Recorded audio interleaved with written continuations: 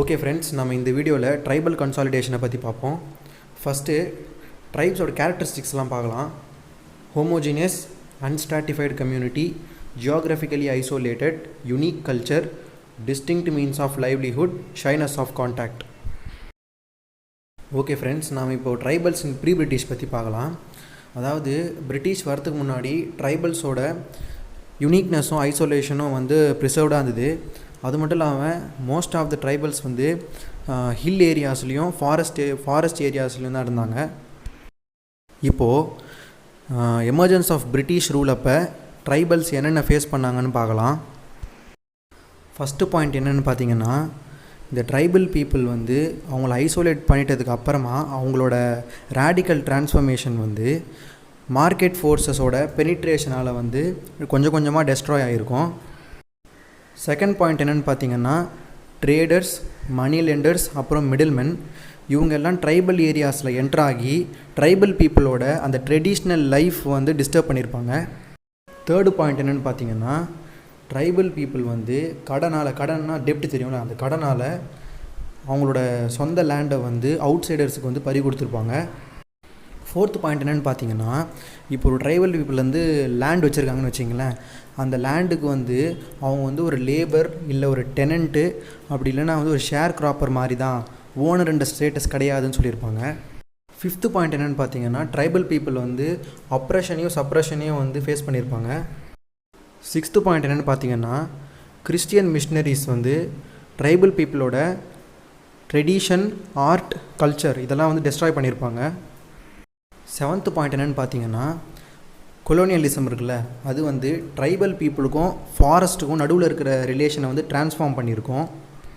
For example, ஃபாரஸ்ட்டை conserve பண்ணுறதுக்கும் அவங்களோட commercial எக்ஸ்ப்ளாய்டேஷனை facilitate பண்ணுறதுக்கும் நிறைய ஃபாரஸ்ட் லாஸ் போட்டிருப்பாங்க. இந்த ஃபாரஸ்ட் லாஸ் என்ன பண்ணணும்னு பார்த்தீங்கன்னா, ஷிஃப்டிங் கல்டிவேஷனை தடை செஞ்சிடும். ஃபாரஸ்ட் ப்ரொடியூஸுக்கும் யூஸ் ஆஃப் ஃபாரஸ்ட்டுக்கும் ரெஸ்ட்ரிக்ஷன்ஸ் இம்போஸ் பண்ணியிருப்பாங்க. இப்போ நான் உங்களுக்கு ஒரு 7 பாயிண்ட் சொன்னேன்ல, அதை ஈஸியாக ஞாபகம் வச்சுக்கிற மாதிரி ஒரு சின்னதாக ஒன்று சொல்கிறேன், கேளுங்க. அதாவது ட்ரைபல் பீப்புள் பார்த்தீங்கன்னா ரிசோர்ஸ் ரிச் ஏரியாஸில் தான் இருப்பாங்க. உங்களுக்கே தெரியும், இந்த ஹில்ஸு, ஃபாரஸ்ட் ஏரியாஸ் அதெல்லாம் resource rich areas. Resource rich ஏரியாஸ்ன்றதுனால ரெவென்யூ ஃபார்மர்ஸ், ட்ரேடர்ஸ், அப்புறம் அவுட் சைடர்ஸோட என்ட்ரிக்கு நிறைய சான்சஸ் இருக்குது. ட்ரைபல் பீப்புளுக்குனா பார்த்தீங்கன்னா அவேர்னஸ் அவ்வளோவா இருக்காது. அது மட்டும் இல்லாமல் அவங்க படிச்சிருக்க மாட்டாங்க.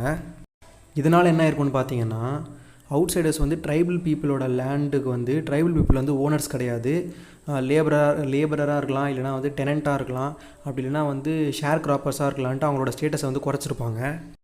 இன்னொரு விஷயம் என்னென்னு பார்த்தீங்கன்னா, அவுட் சைடர்ஸ் ட்ரைபல் பீப்புளுக்கும் ஃபாரஸ்ட்டுக்கும் நடுவில் இருக்கிற அந்த ரிலேஷனை ஆல்டர் பண்ணியிருப்பாங்க. இதனால் என்ன ஆயிருக்குன்னு பார்த்தீங்கன்னா, ட்ரைபல் பீப்புளோட சர்வைவலே என்னென்னு பார்த்தீங்கன்னா ஷிஃப்டிங் கல்டிவேஷன் தான். அதை பேன் பண்ணியிருப்பாங்க. ட்ரைபல் பீப்புளுக்கு ஃபாரஸ்ட்டுன்றது லைவ்லிஹுட் மட்டும் இல்லை, அவங்களோட கல்ச்சுரல் சிக்னிஃபிகன்ஸே ஃபாரஸ்ட்டில் தான் இருக்குது. ஆனால் கிறிஸ்டின் மிஷினரிஸ் அதை டெஸ்ட்ராய் பண்ணியிருப்பாங்க. இவ்வளோ ப்ராப்ளத்தெல்லாம் ஃபேஸ் பண்ணதுனால ட்ரைபல் பீப்புள் என்ன பண்ணியிருப்பாங்கன்னா, ட்ரைபல் ரிவோல்ட்ஸ் எல்லாம் பண்ணியிருப்பாங்க. அது என்னென்னு பார்த்தீங்கன்னா, சந்தா ரெபிலியன், அப்புறம் முண்டா ரெபிலியன், அப்புறம் கோல் அப்ரைசிங், இது போல் ஒரு சில ட்ரைபல் ரிவோல்ட்ஸ் எல்லாம் பண்ணியிருப்பாங்க. இப்போது ட்ரைபல்ஸ் இன் போஸ்ட் இண்டிபெண்டன்ஸை பற்றி பார்ப்போம். ஃபஸ்ட்டு பார்த்தீங்கன்னா, பாலிசி ஆஃப் ஐசோலேஷன். இது யார் சஜஸ்ட் பண்ணியிருப்பாங்கன்னா, வெரியர் எல்வின் அப்படின்றவர் சஜஸ்ட் பண்ணியிருப்பார். எதுக்குன்னு பார்த்தீங்கன்னா அதில் அவர் என்ன சொல்லியிருப்பாருன்னா, ட்ரைபல் பீப்புள் டிஸ்டிங்க்டாக இருக்காங்க, அவங்க தனியாகவே இருக்கட்டும், நம்ம இன்ட்ராக்ட் பண்ணால் ட்ரைபல் ரிவால்ட்ஸ்லாம் வரும், அதெல்லாம் வேணாம், அவங்க தனியாகவே இருக்கட்டும் அப்படின்னு சொல்லியிருப்பார். வெரியர் எல்வின் பார்த்தீங்கன்னா அவர் ஒரு British anthropologist. Next policy of assimilation. Policy of assimilation யார் சஜஸ்ட் பண்ணியிருப்பாங்கன்னா, ஜிஎஸ் கூரே அப்படின்றவர் சஜஸ்ட் பண்ணியிருப்பார். அதில் அவர் என்ன சொல்லியிருப்பாருன்னா, ட்ரைபல்ஸ் எல்லாம் பேக்வேர்டு ஹிந்துஸ், அவங்களெல்லாம் என்ன பண்ணணுன்னா ஹிந்துஸோட அசிமிலேட் பண்ணோம் அப்படின்னு சொல்லியிருப்பார். இந்த பாலிசி ஆஃப் அசிமிலேஷன் எப்படி இருக்குன்னு பார்த்தீங்கன்னா, அந்த ட்ரைபல் பீப்புளோட டிஸ்டிங்க்ட் கல்ச்சரை கன்சிடரே பண்ணாத மாதிரி இருக்குது. அது மட்டும் இல்லாமல் இந்த பாலிசி அசிமிலேஷனிஸ்ட் கம்யூனலிசம் அதை ப்ராக்டிஸ் பண்ணுற மாதிரி இருக்குது. அப்படின்னா ஒன்றும் இல்லை, இந்த மெஜாரிட்டியான பீப்புள் மைனாரிட்டி பீப்புளை அவங்க ஃபோல்டுக்குள்ளே எடுத்துகிட்டு வர்றது. ஜிஎஸ் கூரே யாருன்னு பார்த்தீங்கன்னா ஃபாதர் ஆஃப் இந்தியன் சோஷியாலஜி. இப்போது நேரு என்ன பண்ணியிருப்பாருனா, ஜவஹர்லால் நேரு என்ன பண்ணியிருப்பாருனா, இந்த 2 பாலிசிக்குமே, அதாவது பாலிசி ஆஃப் ஐசோலேஷன் அப்புறம் பாலிசி ஆஃப் அசிமிலேஷன், இந்த 2 பாலிசிக்குமே வந்து நோ சொல்லியிருப்பார். அது மட்டும் இல்லாமல் ஜவஹர்லால் நேரு வந்து ஒரு பாலிசி வந்து சஜஸ்ட் பண்ணியிருப்பார். அது என்ன பாலிசின்னு பார்த்தீங்கன்னா policy of integration.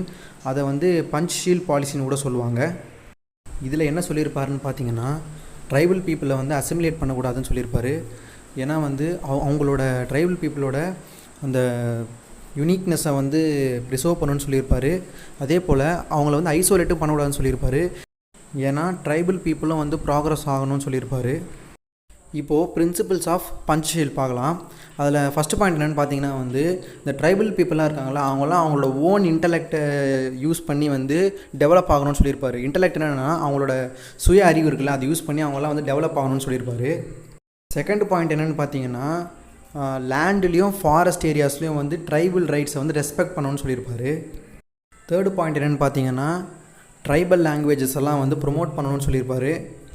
Fourth point என்னென்னு பார்த்தீங்கன்னா ஓவர் அட்மினிஸ்ட்ரேஷன் பண்ணக்கூடாதுன்னு சொல்லியிருப்பார். ஃபிஃப்த்து பாயிண்ட் என்னென்னு பார்த்தீங்கன்னா பாலிட்டியும் அட்மினிஸ்ட்ரேஷனையும் மேனேஜ் பண்ணுறதுல ட்ரைபல் அசிஸ்டன்ஸை வந்து எதிர்பார்க்கணும்னு சொல்லியிருப்பார். இப்போ நான் ஒரு 5 பாயிண்ட் சொன்னோம் பார்த்தீங்களா, இதுதான் வந்து ட்ரைபலுக்கான பஞ்ச்ஷீல் பாலிசியோட 5 பிரின்சிபிள்ஸ். ஓகே ஃப்ரெண்ட்ஸ், இப்போ கவர்மெண்ட் எடுத்த கான்ஸ்டிடியூஷனல் எஃபர்ட்ஸ்லாம் பார்க்கலாம். என்னென்னு பார்த்தீங்கன்னா definition, political empowerment, education and economic rights, administrative convenience, cultural rights, அப்புறம் வந்து ஏஜென்சி டு மானிட்டர். இந்த ரைட் சைடில் இருக்கிறதெல்லாம் பார்த்தீங்கன்னா வந்து ஆர்டிகல்ஸ். தேங்க்யூ ஃப்ரெண்ட்ஸ், நாம் அடுத்த வீடியோவில் பார்க்கலாம்.